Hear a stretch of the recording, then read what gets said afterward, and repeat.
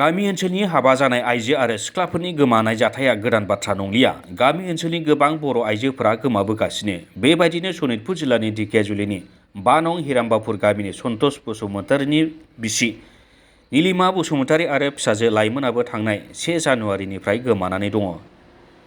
मिथिनो हानाय बायदियैब्ला सन्तोष बसुमतारीया बेंगालराव खामानि मावहैयोमोन। नाथाय सन्तोषआ न' फारसे फैफिननायनि सिगाङावनो बिथांनि बिसिया फिसाजोखौ लानानै खारखोमालाङो।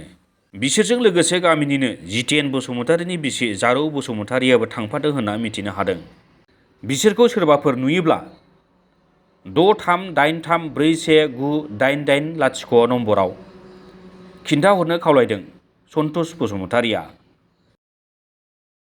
हिन्जावनि नामा नीलिमा बसुमतारी आरो फिसाजोनि नामा जाहैबाय लाइमोन बसुमतारी। ओमफ्राय गामिया 5 नं हिरेमबाफुर होनो जोंनिखौ ढेकियाजुलि।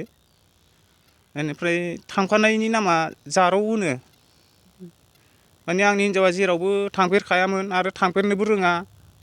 आं खोनानायाव बिनानावा फन हरनायाव बुंहरदों इयो आं गुवाहाटि सफैबाय, रुम भारा सुम भारा लाबाय, जानाय लोंनाय गैया, जि जोम गैया होनहरदों गावनो।